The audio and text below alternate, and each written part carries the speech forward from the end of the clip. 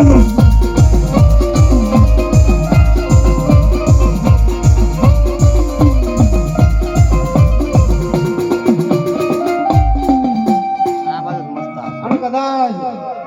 ઉગતાના ઝંડાની દેવી બાપ મારી મેલડી બેઠી હોય પેલા હું તો હવા બેઠો પૂરણ નાગણી હો જોજો મારું નામ લેતા પેલા 100 વખત વિચાર કરજો હું મેલડી છું.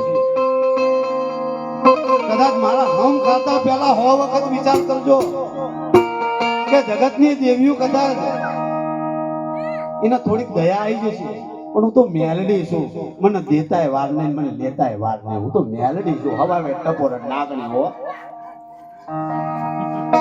કહેવાય છે કે કદાચ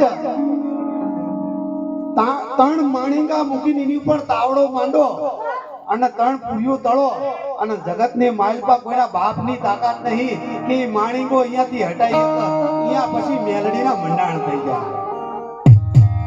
એ આ મેલડી કલા 4 રસ્તા હોય કરોડપતિનો બંગલો હોય પણ કદાચ આપણા બાપની દેવીના નામના જો 3 માણીંગા મૂકી દો કોઈના બાપની તાકાત નહીં માણીંગો હટાઈ જાય.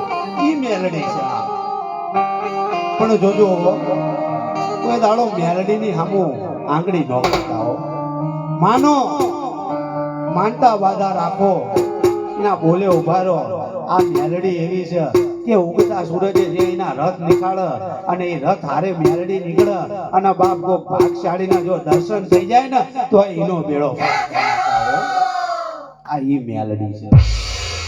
અને કદાચ આવા મકવાણા કોઈની અંદર આવી શક્તિ જેવું મેલડી જેવું જો મંડાણ મળ્યું હોય તો તમે હું તો ભાગશાળી કહેવાય કે આપણને મેલડી મળી. કેમ કે મેલડી તો મધરી રાતનો હોકારો ટકોરો તમારો બાપ બની જાય. કદાચ આપણી શક્તિ છે આ શક્તિને કદાચ હોવડનો ખાટલો આવ્યો હોય ને કોઈ એની હાડ સંભાળ લેવા વાળો ના હોય તો શક્તિને થોડુંક આભડછેટ લાગે બાપ. પણ મેલડી એવી દેવી છે ને કે ડોશીના રૂપમાં બની અને કદાચ મારી વહુવારું કે મારી કુંવાસી કે મારી દીકરી ઈ મને હોકારો કરે અને જો 60 વર્ષની ડોહી ના રૂપમાં જઈ અને માથે હાથ મૂકી અને ડિલિવરી કરાવી નાખે ને ઈ બાપ મેલડી. આ તો મેલડી છે બાપ. માનો તો માનતા માનજો બાકી ન માનતા એને પગે લગાય તો લાગવું. કોઈ દાડો માતા તમને કહેતી નહીં તું મને પગે લાગવા આવજે.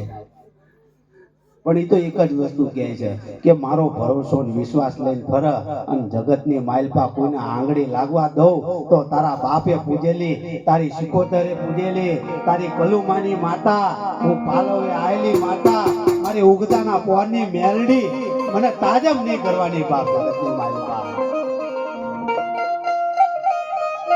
આ તો હવાવેત નાગડી છે કે હવારે મધરી રાતે મન ટકોર કર અને હવાર પડતા દીવ ઉગતા કદાચ હવાવેત નાગડી બની અને તને દર્શન દેવા ન આવું ને તો જગતની માલપા મને મેલડી જેવો દીવો ધળી નહીં કરવાની.